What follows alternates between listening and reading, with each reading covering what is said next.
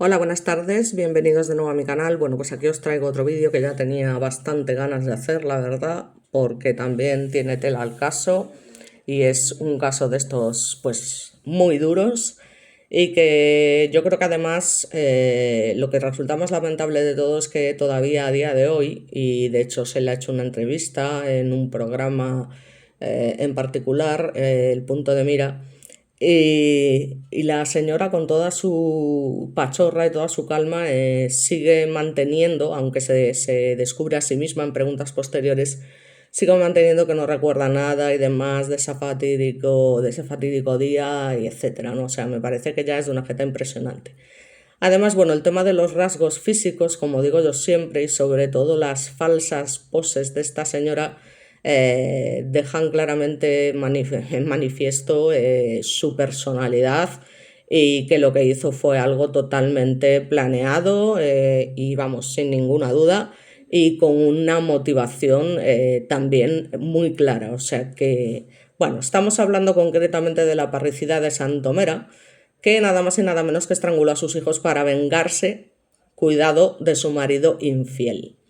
Concretamente estamos hablando de Francisca González Navarro, que además fingió un robo en su casa como coartada de los crímenes y que, bueno, tras pasar varios años en prisión, ahora desarrollaremos lo que es el caso, se encuentra actualmente en libertad condicional. Bien, bueno, pues básicamente la localidad murciana de Santomera se despierta completamente consternada una mañana porque, bueno, el asesinato de dos niños, Francisco y Adrián, de 6 y 4 años respectivamente, fue un duro golpe. Durante el funeral, sus padres, Francisca González Navarro y José Ruiz, apenas podían mantenerse en pie, especialmente ella, que se mostraba completamente hundida y sin parar de llorar, y digamos que era la viva imagen del dolor. Sin embargo, la policía sospechó de la mujer desde el inicio. Bueno, pues aquí podéis ver esa imagen desgarradora, aunque pondré algunas más. Y bueno, básicamente cuando esto sucede y empiezan a interrogar a la testigo, a la que esperan a que acuda al funeral de sus hijos para detenerla, obviamente, y donde todo el mundo la apoya como esa mujer desgraciada que acaba de sufrir, digamos, la mayor tragedia que puede sufrir una madre, pues ya os digo, es posteriormente detenida porque ya desde un principio se sospecha, básicamente porque la historia rocambolesca que cuenta del robo en el domicilio, su endeble coartada y luego que incurre en numerosas contradicciones, pues hacen lógicamente que Paquita finalmente cayese derrotada, que es un término que se emplea en el argot policial cuando un sospechoso acaba confesando. Confesando relativamente, porque ahora lo veremos. La presión no pudo con la parricida y estranguló a sus hijos, que ya manda cojones, para vengarse de su marido infiel. Tras ser condenada a 40 años de prisión, 20 por cada uno de los niños por asesinato y pasar 18 años entre rejas, la asesina se encuentra, como os comento, en libertad condicional.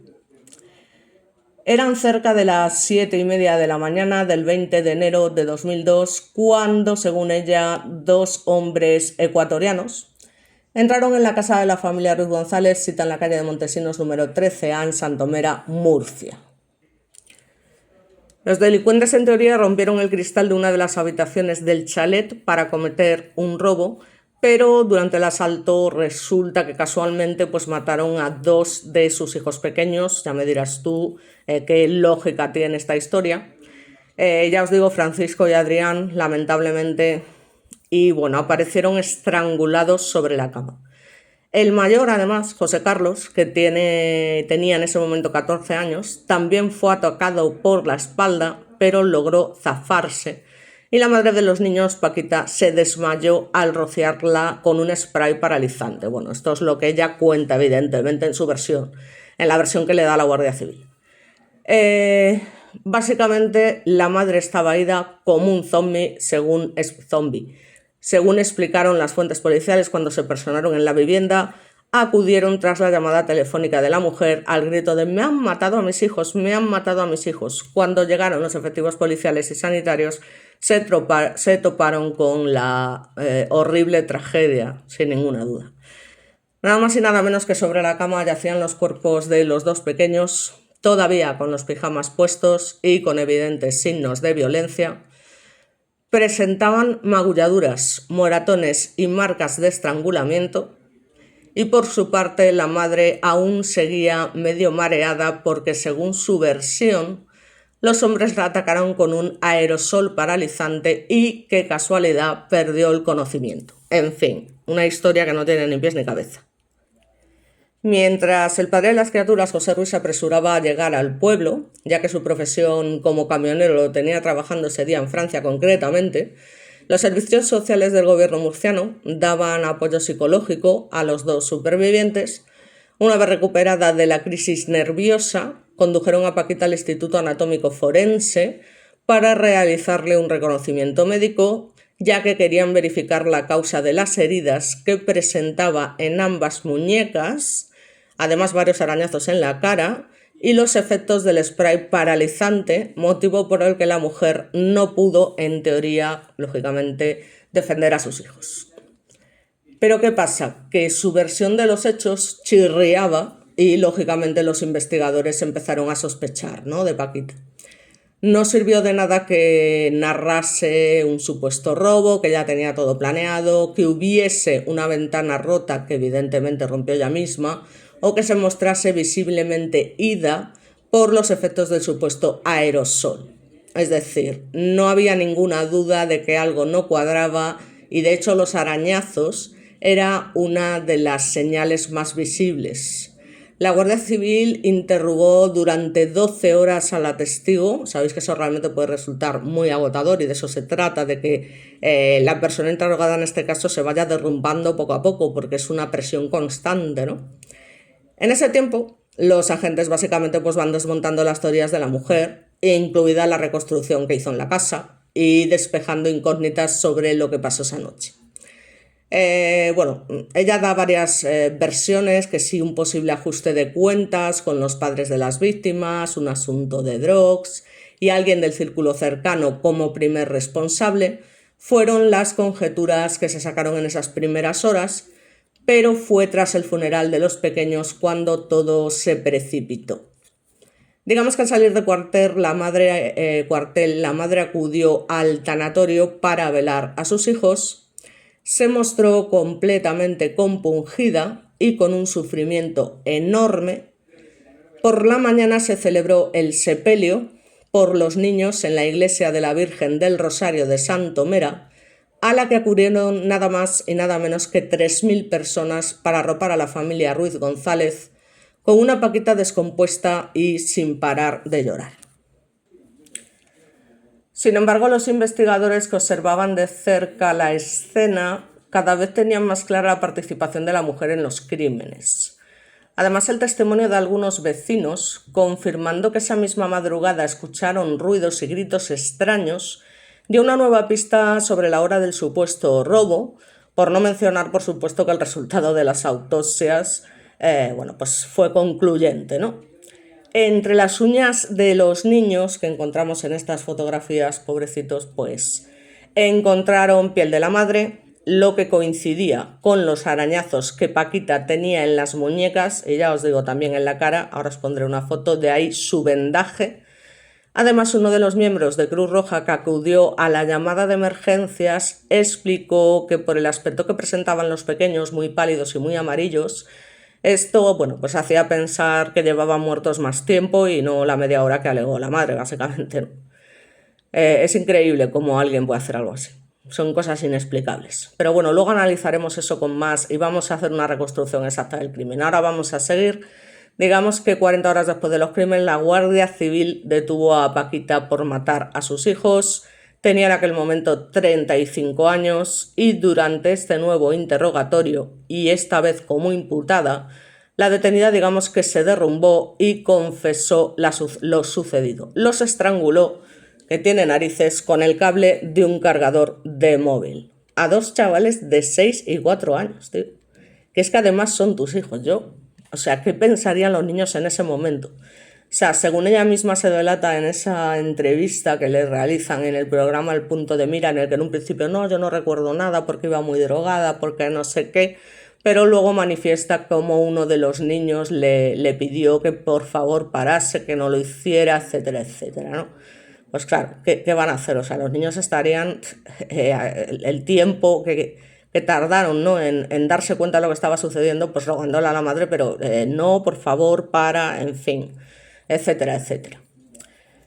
Entonces, bueno, pues esta sinvergüenza, digamos que para justificar sus actos, dijo básicamente que su pareja la maltrataba, que llevaba un año muy malo con su marido, lleno de humillaciones, vejaciones y amenazas de todo tipo, que fue lo que ya os digo, comentó a los investigadores en las primeras horas, y que además lo hizo tras ingerir, ya os digo, cosa que mantiene con toda su cara a día de hoy, mucho whisky y mucha coca, pero había otro trasfondo más allá de sus palabras: los celos y el deseo de venganza hacia su marido.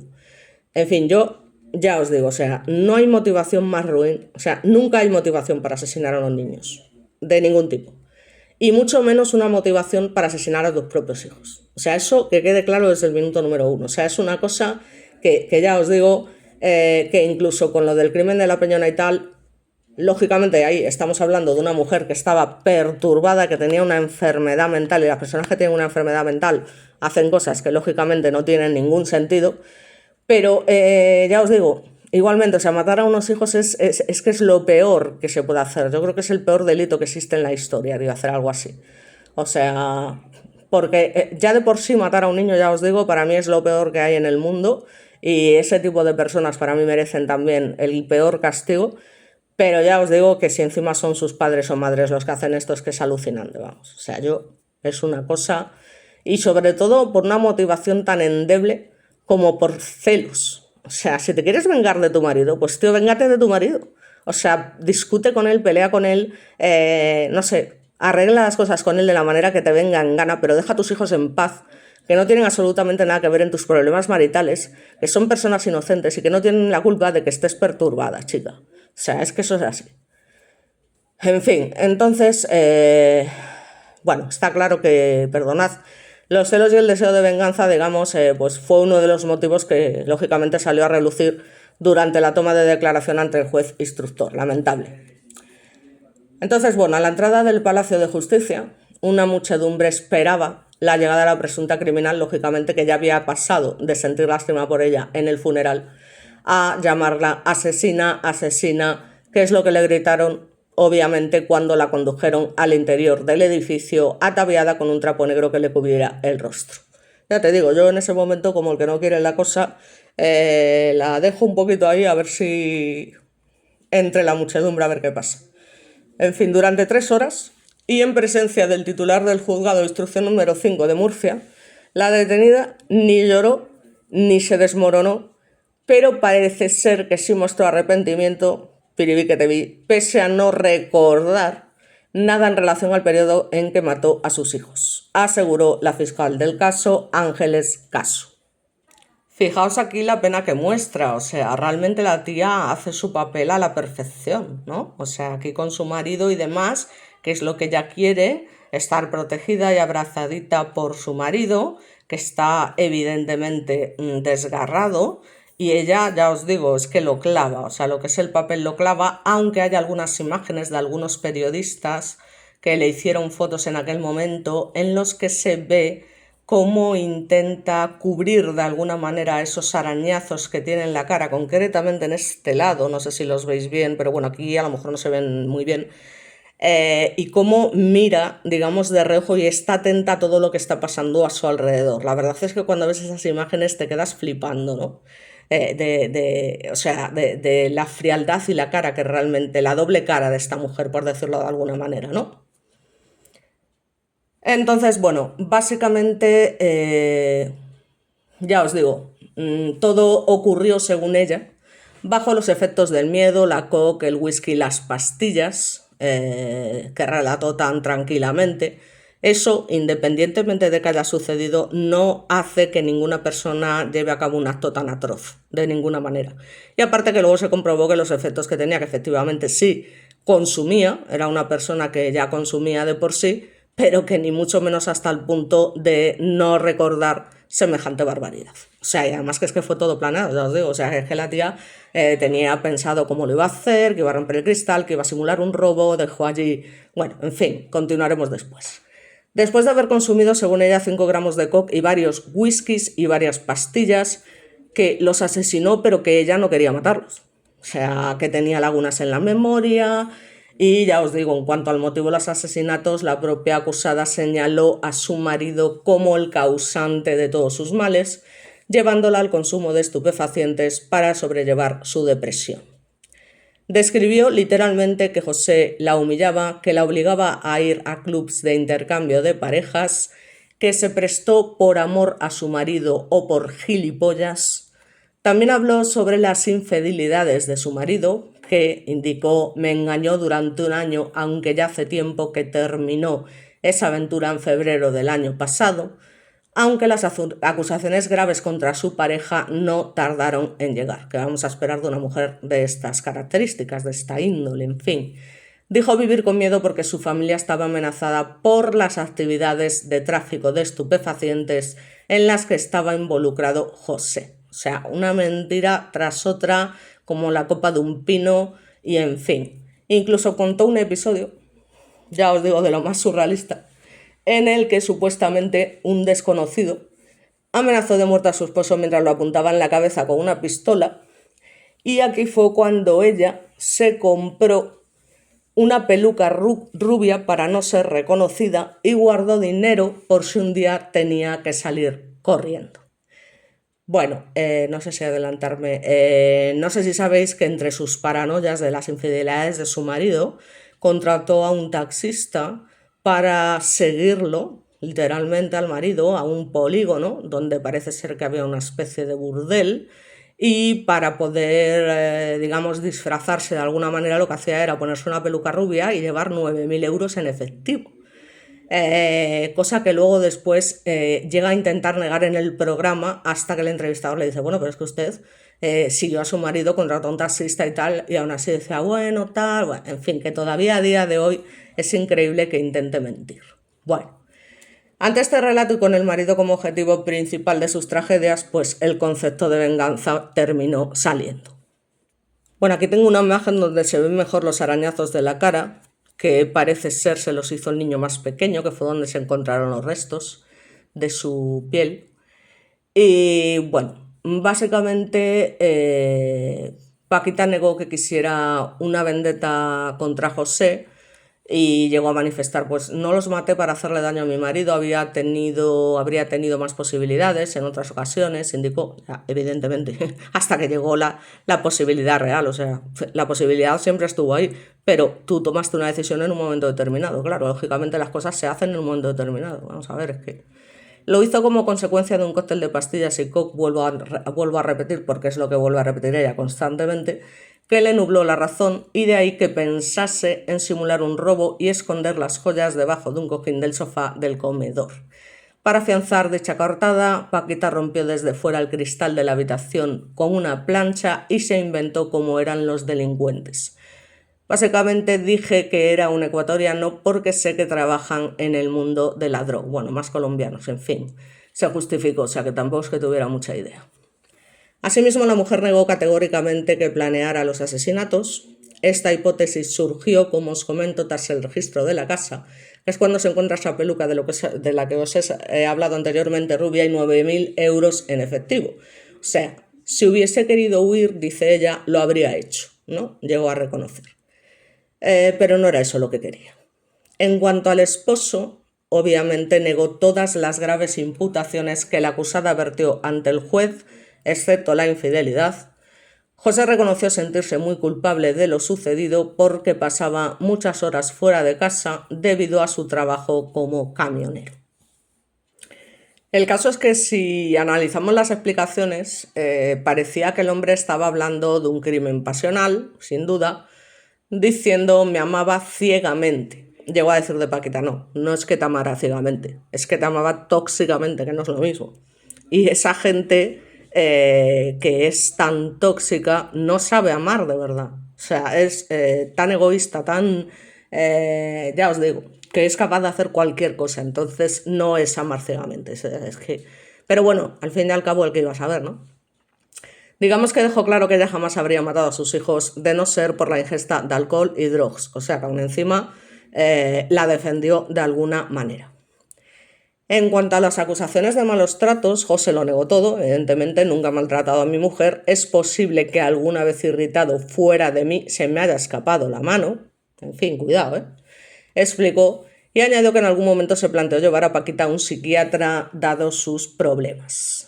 Vamos a ver, aquí nadie está juzgando al marido de Paquita. Evidentemente, como la gran mayoría de los hombres y de las personas en general, tendría sus cosas, sus defectos, sus infidelidades. Ya lo del tema de que se le fuera la mano de vez en cuando es otra cuestión, pero que es que me da igual. O sea, que no es justificación bajo ningún concepto, como os podéis imaginar. Aquí vemos una imagen de Paquita en el juicio, que como veis es que tiene esa cara de frialdad, porque además en un principio, los primeros días, pues acudió al juicio, pues digamos, como derrotada, como totalmente hecha polvo, y sin embargo, según iba pasando los días, la tía iba mejorando cada vez más su imagen, ya se peinaba, se preparaba, se vestía bien, o sea, una auténtica locura lo de esta mujer, vamos. Entonces, bueno, pues digamos que a raíz de las declaraciones de José, la acusada de asesinato se puso en contacto con el periódico La Voz de Murcia para dar su versión de los hechos. Bueno, aquí tenemos al tal José en primera plana y digamos que en la entrevista decía sentirse bien anímicamente para hablar, aunque mal en el sentido de lo de mis hijos, y también muy molesta.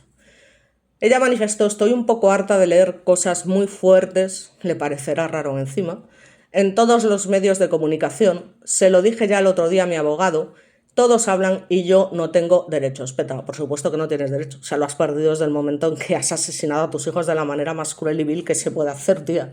O sea, es que vamos.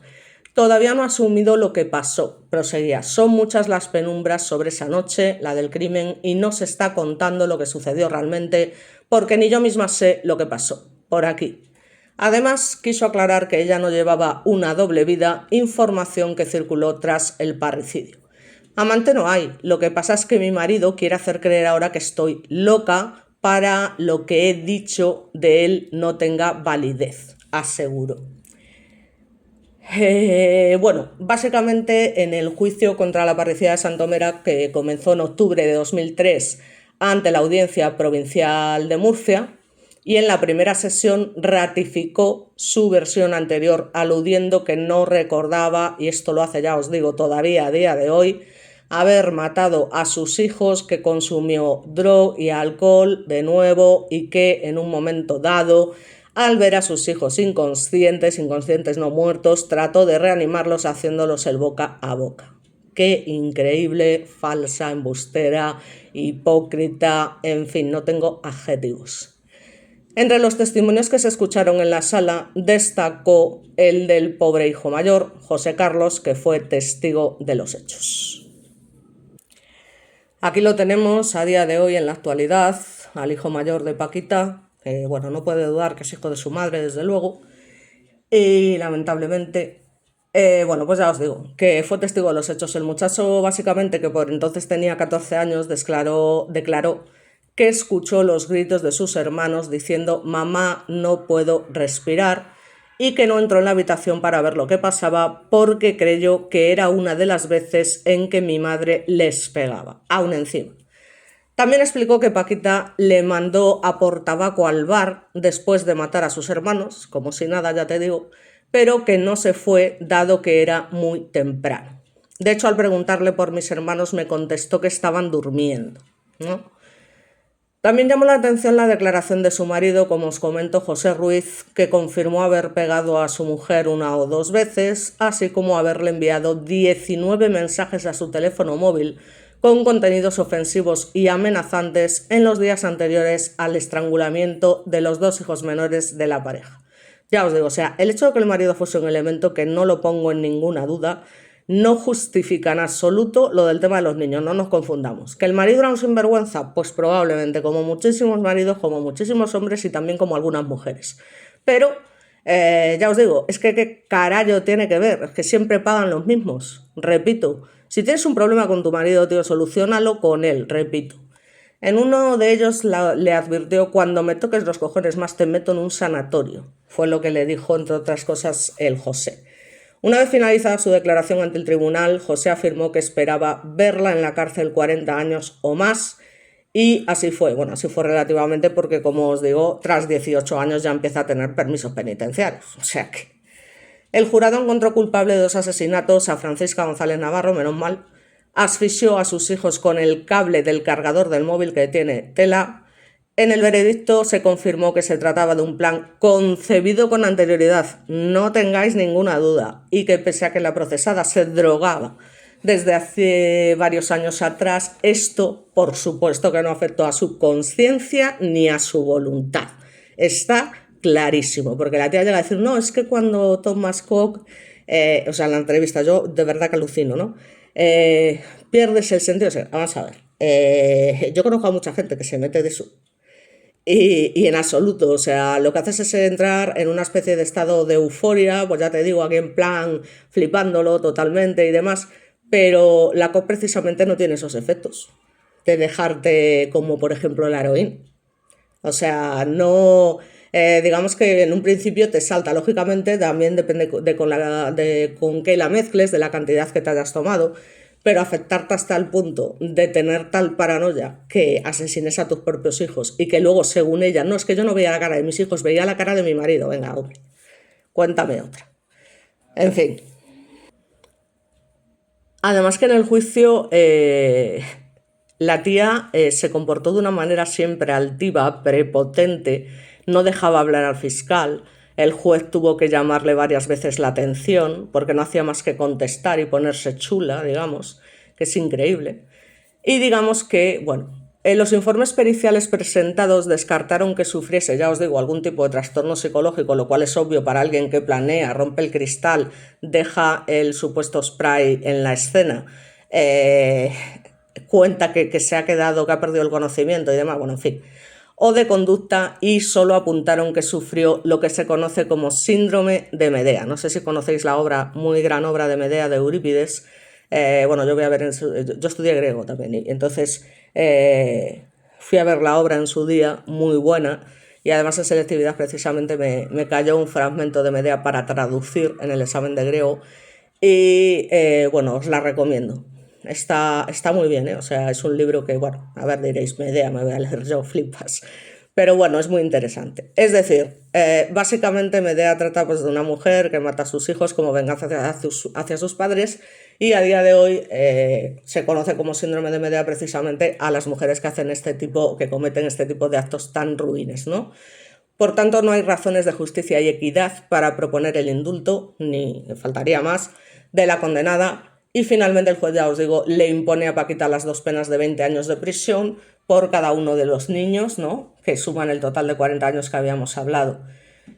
Durante los últimos 18 años, la parricida de Santomera ha permanecido en la cárcel de Campos del Río, en Murcia, hasta que el pasado viernes 17 de julio, bueno, el viernes 17 de julio, del momento que tal, la Junta de Tratamiento le concediese el tercer grado penitenciario por su buen comportamiento. De este modo, Paquita solo acudirá a la cárcel para dormir y tendrá la posibilidad de conseguir un trabajo, lamentablemente, y en esta situación de semilibertad ha influido la buena relación que mantiene con su familia directa, en concreto con su hijo José Carlos y con algún nieto. No voy a decir nada, absolutamente nada. Es su hijo, punto y pelota, hay que respetarlo. En palabras de su abogado Melecio Castaño, la Paquita de hoy en día es una señora rehabilitada. Mentira, porque es que en una entrevista sigue mintiendo como una bellaca, y si estuviera rehabilitada serías honesta, contarías la verdad y no seguirías manteniendo esa pose que se te nota que estás mintiendo porque estás constantemente mirando de un lado al otro que no sabes qué decir, con un pozo importante porque lo que pasó ya no tiene remedio. Además la calificó de muy sufrida y muy madura y de ser una persona modelo dentro de la cárcel. Para esta nueva etapa que afronta con mucha ilusión, la mujer solo quiere volver a ser una ciudadana más, en tu puñetera vida. En tu puñetera vida, hija mía. Según el letrado, Paquita no supo defenderse durante el juicio porque era una mujer pobrecita, maltratada, engañada por su marido y con adicciones. Vamos a ver, mujeres que son engañadas por su marido, el 95%. Y no estamos, o sea, son cifras reales. Otra cosa es que a día de hoy las mujeres también engañan, evidentemente, y muy bien que hacen. Con adicciones, en fin, no te quiero ni contar. O sea, gente que tiene adicciones, pero quien menos te lo esperas, ¿eh? O sea, adicciones tiene lo mismo, un 75% de la población. Y lo de la mujer maltratada, bueno, sin ninguna duda esto fue real, al menos en 2 ocasiones. Nadie tiene por qué tolerar que nadie la maltrate, pero eso ya os digo, no significa en absoluto ni justifica nada. Y luego ya hablar de ella esto, de que no, que bueno, que es una maravilla de persona, ahora que ha salido y demás, me parece también muy triste tener que escuchar esto después de ver, ya os digo, el documental y ver que de arrepentimiento cero. Entonces, los psiquiatras no fueron muy magnánimos, según indica el mismo que está diciendo todas estas barbaridades de ella, por las circunstancias en las que se encontraba.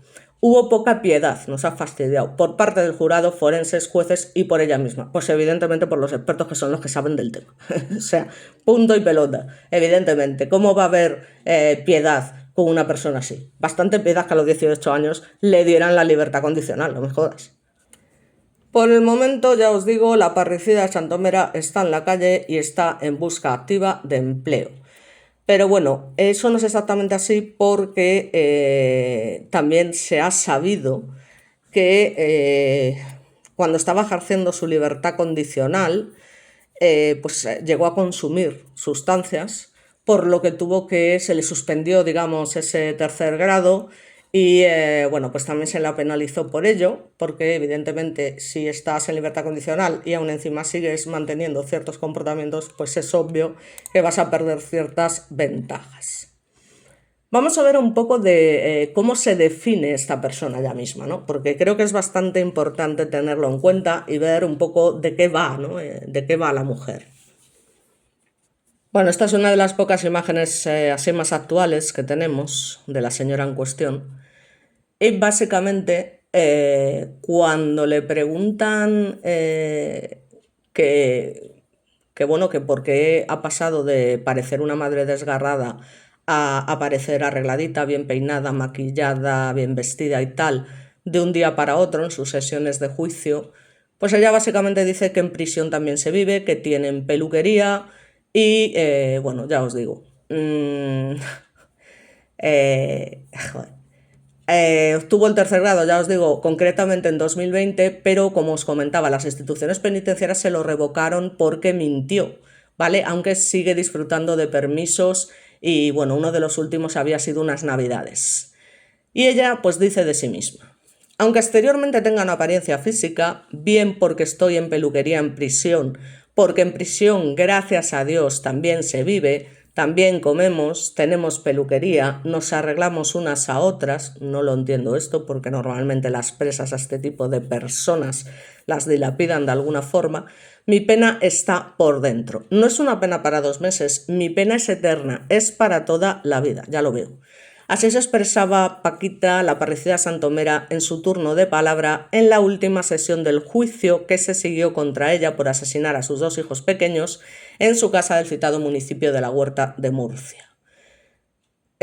Bueno, ya os digo, no vamos a volver a contar los hechos que sucedieron el 19 de enero de 2002 y digamos que sigue diciendo: yo no soy una persona fría, ni déspota, ni calculadora, soy una persona muy cariñosa.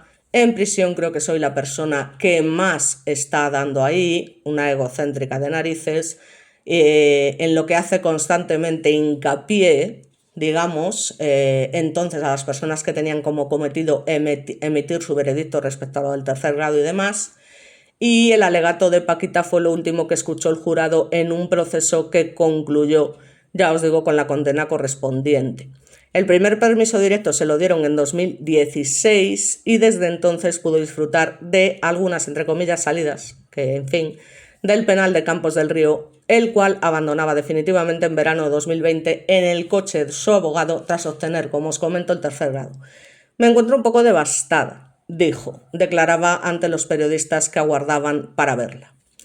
Pero el tercer grado le duró poco, la condenada al dejar la cárcel tenía que estar localizable y facilitó la tía, para que veáis, digamos, la dirección de un señor que vivía, parece ser, en la provincia de Alicante, y claro, cuando este hombre tiene el conocimiento de que Paquita había dado sus señas, pero en realidad no vivía con él, pues por suerte lo comunicó a las instituciones penitenciarias y entonces el tercer grado le fue revocado, aparte de porque se demostró, ya os digo, Francisca es ahora una presa más, aunque goza de permisos, algunos de los cuales han acabado en castigo, como os comento, porque un análisis de orina detectó encima que había consumido estupefacientes en el tiempo que pasó fuera de prisión y dejó de disfrutar de permisos durante, eso sí, solo una temporada, que es un cachondeo.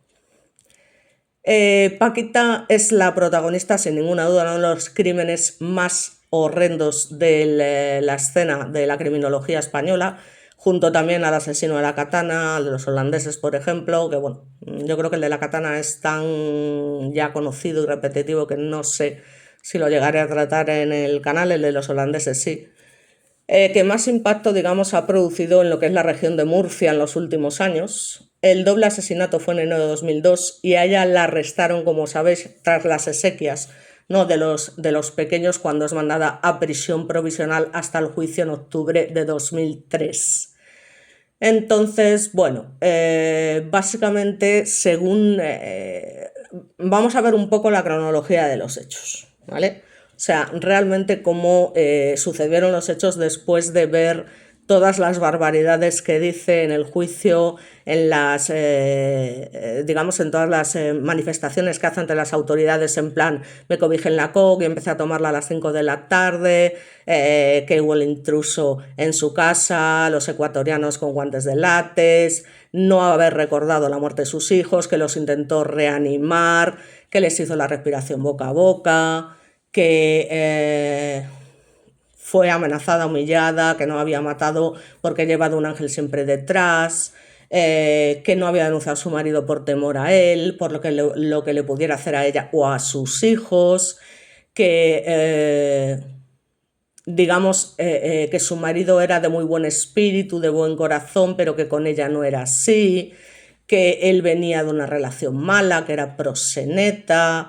que se enamoró de mí, según él yo me enamoré de él, pero a los 6 meses me empezó a hacer cosas con las que yo no estaba de acuerdo, lo del intercambio de parejas, es decir, todo temas sex, con los que ella dice que no estaba conforme, pero que accedió por miedo, pero que le daba asco, me repugnaba, en fin, tiene una cara de que le repugnaba, que no era ninguna asesina, que no se considera una asesina, por supuesto que no, pero admite que llegó a barruntar, ya os digo, que José se hubiera pegado un golpe con el coche, que la coca destruyó su vida, que le quitó a sus hijos, que jamás en la vida la volvería a probar, que ha podido olvidarse de ella y también de que era una adicta importante, que entró en prisión con muchísimo dinero y podría haber comprado coke, pero yo dije que la coke destruyó mi vida, que jamás la volvería a probar, y desde ese día hasta hoy estoy sin probarla, la aborrecí, mentira, porque en la entrevista también se ve que va más puesta que, en fin.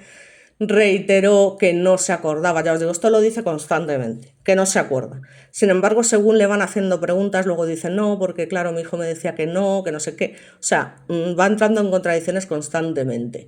También dice que no tiene nada que ocultar, que ella dijo delante de la comandancia que había matado a sus hijos, cuando yo nunca he dicho eso, que yo era una madre responsable, que tenía todo en orden, hasta mi suegra me quería a raudales, que aquella noche en la calle de los Montesinos estuvo sola, que si hubo alguien no lo sabe, que igual nunca se sepa, digamos que se sentía mal, que se sentía no querida, muy humillada, distanciada, que lo que más quería en su vida eran sus hijos, que eran los que la hacían vivir, ya se nota. Y cuando le preguntan que dónde quisiera estar tras concluir el proceso judicial, dice: me gustaría estar en el psiquiátrico, es lo mejor para mí. no me gustaría ir a la calle, no podría, no por la gente, sino porque no estoy bien, dando pena, victimizándose. En su último alegato, la parricida tuvo palabras para los medios de comunicación y se quejó de que siempre se ha dicho que soy una persona fría y calculadora, aunque los amigos que tengo, ya os digo, tanto funcionarios como jefes me conocen y no soy así. Mi familia en el pueblo sé que me conocen, no soy así. Dice básicamente que tiene una pena enorme, que había sido un juicio, bueno, bastante eficaz, y digamos que ella solamente había visto en televisión todo este tema, que nunca lo había vivido, que hay muchas cosas que no se van a saber porque ella está muy cansada, al igual que todos ustedes, le espetó al jurado y ya os digo que, bueno, dice que su aspecto no puede ser el de estar sonriendo porque tiene una pena enorme. Ya os digo que esa pena para toda la vida, que ha perdido lo que más quería en su vida, que aunque intente rehacer mi vida y tenga 2 o 3 hijos más, no valdría para quitar el hueco de ellos, que en el jurado supongo que habrá padres y madres y saben que lo que más se quiere son los hijos. Y bueno, ahora basándome un poco en un artículo muy interesante que leí en su momento, sobre este crimen concretamente y de Paqui en particular, un artículo de Isabel Longhi, pues vamos a intentar resumir un poquito ese artículo que es muy interesante y básicamente se habla de que esta mujer, bueno, pues digamos que de alguna forma desterró su razón ya desde hacía mucho tiempo, poseída por un montón de miedos, torturada por amenazas que imaginaba, cegada sin ninguna duda, o más bien intoxicada por una delirante forma de entender el amor, pues vivía completamente atormentada. Entonces básicamente se define como un antes y un después de lo que son los hechos, básicamente, ¿no?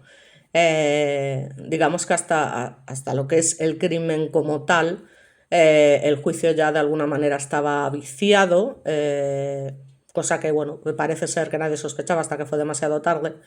Y bueno, estamos hablando de un pueblo que vio crecer a esta mujer, donde lógicamente eran muy importantes las apariencias, por supuesto el tema de la devoción religiosa, lamentablemente, bueno, de sus habitantes y demás, los rosarios, que habían los espejos retrovisores, campanas de la iglesia, digamos una cita que obligaba de alguna forma a la oración. En fin, tampoco voy a decir nada.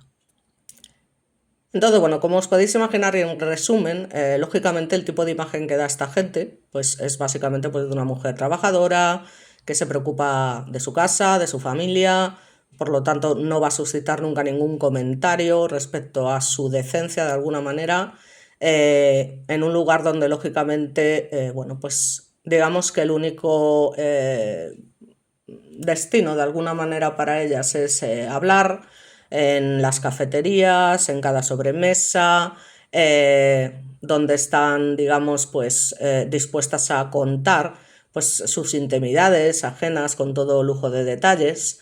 Pero esto nunca convirtió a Paquita Paqui para todo el pueblo en el blanco de sus comentarios hasta que efectivamente el sábado cuando se perpetró el doble crimen, digamos que se convierte en la protagonista absoluta evidentemente de todos los cotilleos y currilleos matinales y vespertinos, ¿no? Ya veis, aquí tenéis una imagen al principio de cómo iba en el juicio, vestida en negro, con su tristeza, con sus gafas, y cómo aparece después completamente vestida bien, peinada, maquillada y demás.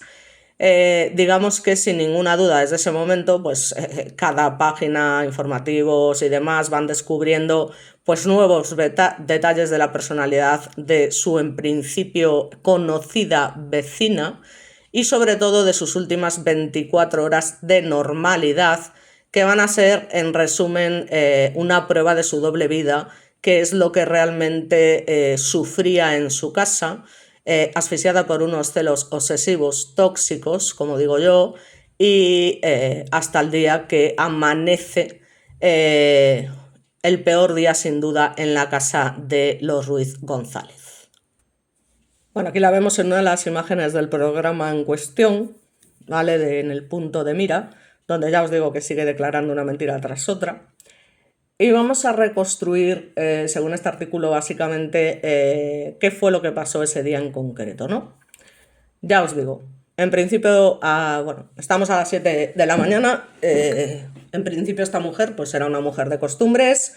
Ella siempre se levantaba, digamos, con el tiempo justo para que sus pequeños, Francisco Miguel y Andrián Leroy, llegaran puntuales antes de que el colegio cerrara la puerta a las 9. Y según indicaban algunas de sus vecinas, se notaba en el habitual desaliño de los dos chavales y en su frecuente retraso a la hora de entrar en el colegio. 3 días antes de ser asesinados, una vecina se encontró, parece ser, a los dos críos en la calle, y según ella el director les había dicho que si volvíamos a llegar tarde a clase no los dejaría volver a entrar, así que nos hemos quedado fuera. Esto es lo que, bueno, pues dijo la inocente voz del chico de 6 años, y esta mujer parece ser que desconcertada pues requirió explicaciones al director, y este a su vez emprendía el camino a la casa de la Paqui para que le explique por qué esa reincidencia de mora de sus hijos, y se la encontró básicamente en la cama, parece ser que con una gripe, ¿no?, que la mantiene convaleciente toda la semana hasta aquel fatídico viernes. A las 7 abrió los ojos, pero el malestar la retuvo entre las sábanas. Su hijo mayor, José Carlos, de 14 años, fue el que se tuvo que ocupar, como en muchas otras ocasiones, de los hermanos pequeños, y se marchó al instituto Poeta Julián Andújar. De camino, parece ser que pasa por el cercano cementerio de Santomera sin saber aún que volvería allí 48 horas después para enterrar a sus hermanos. A las 8:30 se sentaba en su pupitre en la clase tercero de la ESO. Media hora más tarde se cerraba la puerta del colegio de Francisco Miguel de Adrián con solo el primero de ellos dentro. A las 10 el más pequeño aún estaba en casa cuando a las 9:30 llamó a su puerta Dolores Ruiz, la mujer que había contratado la Paqui para limpiar durante esa semana. El niño parece ser que estaba llorando, pero nadie abría. Tenía una llave y decidió entrar. Subió a su habitación, la encontró acostada, con el pequeño en la cama, porque dormían parece ser con ella. Le temblaban las manos, estaba deprimida y atontada, no, lo que estaba es colocada. Y bueno, Dolores parece ser que se ofrece a prepararle el desayuno y queda en regresar por la tarde. Con el niño acostado, ella se quedó sola, de nuevo pues en aquella cama conyugal, que solo una vez por semana reunía el matrimonio. Su soledad, o la soledad, era su gran enemiga, ya os digo, y ella, digamos, que esperaba ansiosa a ese camionero en ese dúplex que habían comprado.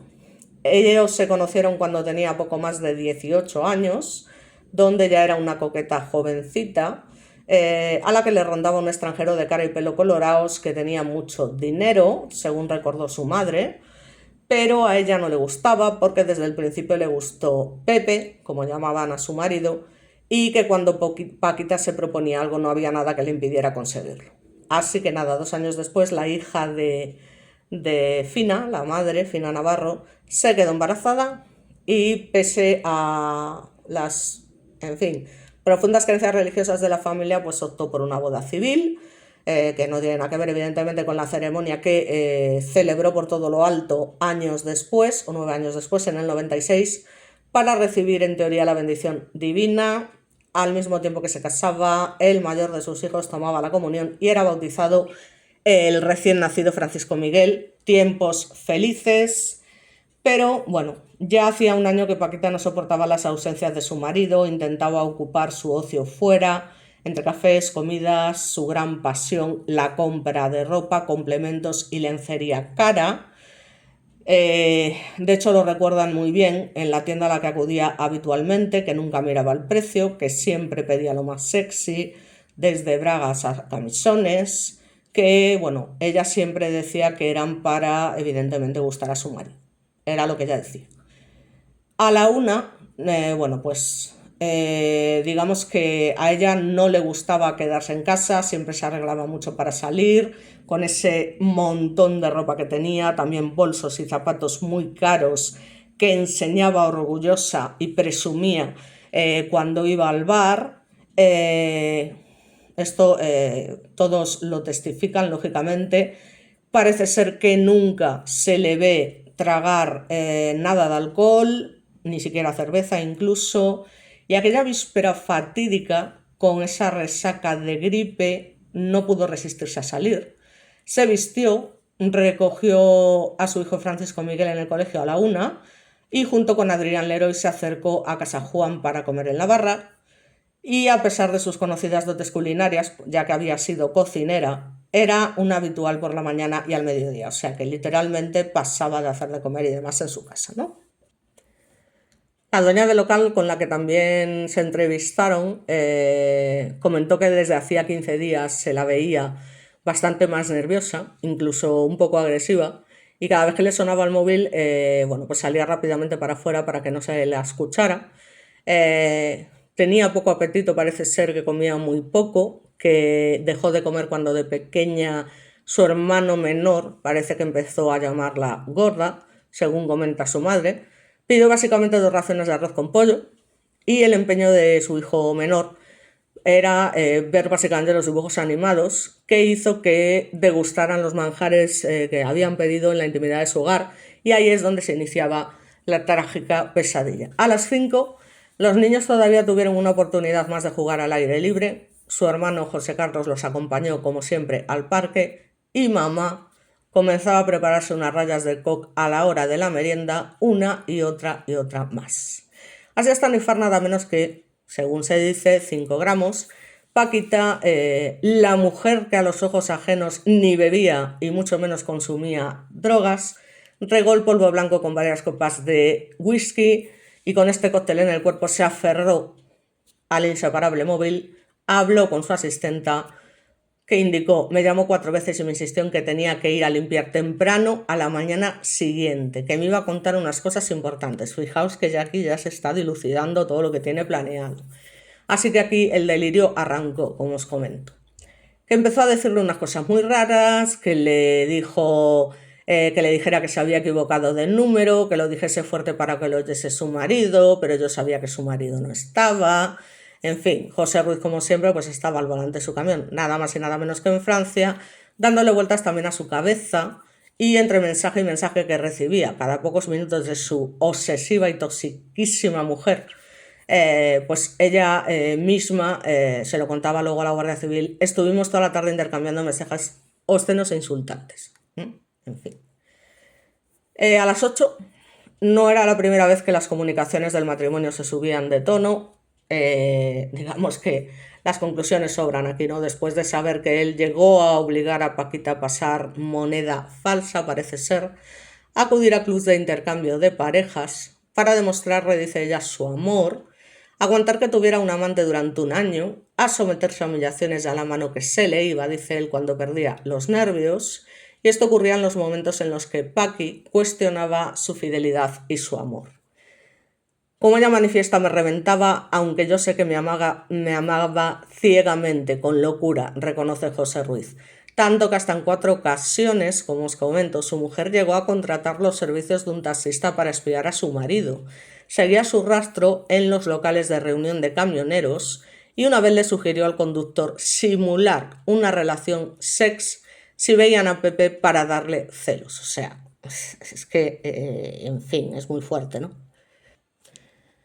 Así que, según parece, el martirio interior de la tarde del viernes detonó cuando hacia las 8 escuchaba por el auricular una amenaza de divorcio. A las 10 horas los muertos no hablan y los pequeños no pueden ya contar lo que sintieron al ver a su madre aquella noche. El mayor, protegido por la familia y arropado por los psicólogos, tampoco. Los 3 regresaron a casa hacia las 9:30. En apenas media hora Paqui los mandó a dormir. Acabadas todas sus existencias de coca y whisky, la mujer intentó evadirse en sueños.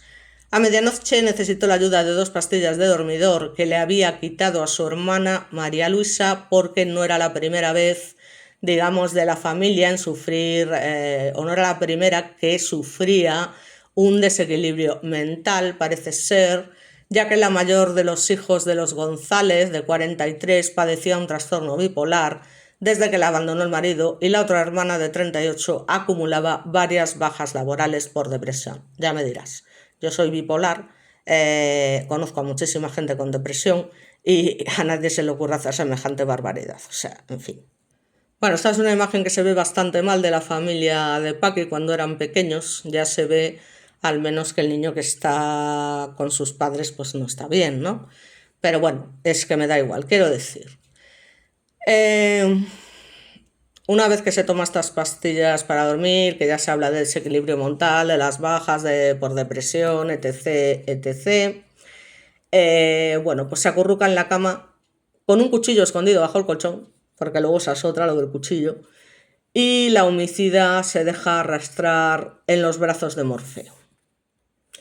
A las 2 de la mañana, digamos que, bueno, Paqui no tenía cuerpo masculino al que abrazar, por tanto ya os digo que los niños siempre dormían con ella, de alguna forma ocupando el lugar de su padre, y entonces las huellas de lo que sucedió entonces se han borrado supuestamente de la memoria de su madre, pero el informe sitúa en las 2:30 lo que fue el asesinato. Digamos que la señora en cuestión rodeó el cuello del hijo de 4 años con el cable del cargador del móvil y estiró hasta asfixiarlo sin encontrar resistencia. Después Francisco Miguel, digamos, hizo el instinto de que se defendiera con fuerza y arañara a su madre en el rostro, y que ésta le dejara, digamos, 2 visibles marcas en el cuello, también en la cara, como os he dicho, y los ruidos parece ser que despertaron al mayor a las 3 de la mañana, pero bueno, básicamente cerró los ojos convencido de que era una pelea entre los hermanos, y lo era, pero contra la muerte. A las 6 de la mañana el teléfono sonaba con insistencia, ya había, digamos, un mal presagio que hacía pulsar al marido las teclas de su móvil de manera compulsiva porque nadie descolgaba. Sí que logró despertar a su mujer, evidentemente, y fue cuando, según ella, pues descubrió los cadáveres de los 2 niños tendidos en la cama, y bueno, pues él le dice: Paqui, has sido tú. Concluía después de constatar que no había nadie en casa más que ella y José Carlos. Cogió una toalla, la humedeció y limpió los rostros. Esto lo hizo ella, ¿no?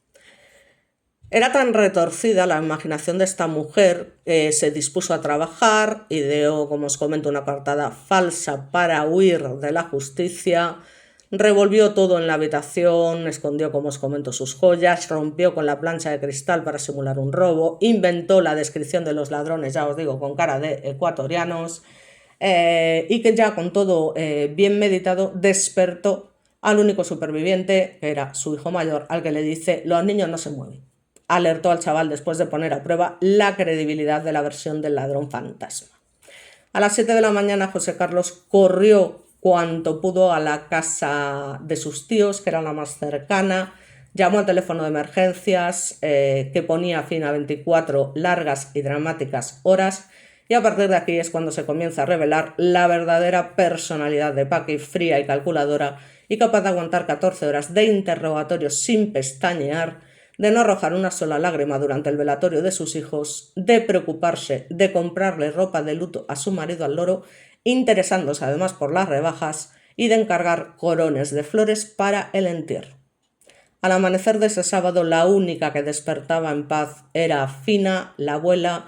Había soñado con que mi marido, que murió hace 3 años y con el que hablo a menudo, llevaba un ramo de flores en cada mano, y ahora sé que estaba esperando a mis nietos, que se han convertido en ángeles del cielo. Así que bueno, aquí vemos una imagen, la verdad es que bastante mala, de lo que es el entierro. Como veis, en la parte de atrás se ve a Paqui ahí bien aferrada a su marido, tapando esos arañazos que tenía en la cara. La Guardia Civil va detrás. Y bueno, básicamente, para finalizar, porque ya se está haciendo muy largo, bueno, pues hay que decir que los asesinatos de niños a mano de uno de sus padres evidentemente no es frecuente, por suerte, pero sin ninguna duda el estudio del hombre, del ser humano, bueno, pues nos enseña que sí que ha habido numerosos, digamos, casos, ¿no?, a lo largo de la historia, y que normalmente pues la motivación bueno, pues habría que situarla en la escasez de recursos, digamos, para poder atender las necesidades de un nuevo niño, o en el nacimiento con taras físicas evidentes que hacen inviable un crecimiento, en una sociedad con fuertes restricciones alimenticias o de supervivencia, y lógicamente estas causas pues no están vigentes en la actualidad en Occidente, pero en el análisis del crimen de Murcia, digamos que se impuso que pensemos otro tipo de angustia y opresión, que es la psicológica, es decir, la indefinible amenaza que una persona puede sentir básicamente cuando todo el mundo parece tambalearse sin remedio, anunciando el fin. En este tipo de asesinatos, de esta índole, en las que una madre mata a un hijo, ¿no? Al futuro mismo de ella, en su creencia, digamos que está en juego el horizonte de una vida sin vergüenza, digamos, trabada con obstáculos que se perciben intolerables, la cólera o el odio, que parecen señalarle que sus hijos son una tara intolerable, algo que cierra cualquier esperanza de que las cosas mejoren. En Murcia, no obstante, los indicios nos llevan a pensar que la madre no mató para quitarse un obstáculo que la deprimía, sino para recuperar lamentablemente una situación que anhelaba y que estaba a punto de saltar en pedazos, la de esposa querida y deseada. Así que básicamente esta historia tuvo dos objetivos. La primera, castigar al hombre que la despreció y anunció la ruptura, y por otra parte la solución para evitar esa amenaza, porque si hacía creer que un asesino había destrozado a su familia, su marido iba a ser incapaz de alguna manera de llevar a cabo lo que había manifestado que estaba dispuesta a hacer, y ella se convertiría en una víctima que necesitaría de manera urgente el apoyo tanto de su marido como de los familiares. Entonces, claro, aquí la pregunta es si está en su sano juicio alguien que hace una cosa así, y se puede vivir con el peso de esta tragedia sobre la conciencia. Pues según indica Vicente Garrido, que es concretamente un psicólogo criminalista, a la primera pregunta de si alguien está en su sano juicio, digamos que solo se puede contestar haciendo un examen, lógicamente, psicológico y psiquiatra de la persona en cuestión, y la investigación revela que en estas circunstancias suele darse una incapacidad manifiesta por parte del agresor de hacer frente a las exigencias cotidianas de la vida, sobre todo en el plano afectivo. Es decir, el parricida prefiere el desastre, digamos, a la salida racional, porque ya vive en el caos y digamos que el asesinato no va a añadir una pena mayor a la que ya padece. Y respecto a la segunda pregunta, si se puede vivir con el peso de esta tragedia sobre la conciencia, pues básicamente este tipo de gente llega a esa situación como consecuencia de un hundimiento personal en el que pueden llegar a intentar suicidarse. Cuando falta esta reacción y en su lugar, digamos que aparece bueno, pues ese intento de coartada, porque esperan sacar un beneficio tangible, algo concreto, que les permita vivir como quieren, que es algo totalmente egoísta y fatal, y digamos que es lo que esta mujer ansiaba resolver, esa herida insoportable que ella vivía de esa manera tan tóxica, su estima personal, mediante su espantosa acción, y por increíble que pueda parecer, con la muerte de sus hijos, buscaba prolongar su vida tal y como ella quería que aconteciese. O sea, egoísta, no lo siguiente, ¿vale? Y bueno, básicamente ya os digo que las mujeres lamentablemente también matan a sus hijos, como vemos en la obra de Medea. Eh, ya os digo en fin, esto es así, lo vamos a ver en muchos de los casos que voy colgando. Tenemos innumerables casos como el de la Peñona, que ya os colgué anteriormente, aunque bueno, para mí es un caso diferente porque estaba como una regadera. Luego, bueno, pues hay también el caso de una joven madre que arrojó a sus hijos perdón, bueno, concretamente contra las vías del tren, o sea, una auténtica barbaridad. Y bueno, un sinfín de casos que ya iremos trayendo aquellos que sean más importantes, pero desde el año 90, 77 niños españoles han muerto a manos de sus padres, ¿vale? Y a día de hoy bastantes más. Así que bueno, dejar una imagen de los niños y por mi parte nada más. Muchas gracias y nos vemos en el próximo vídeo.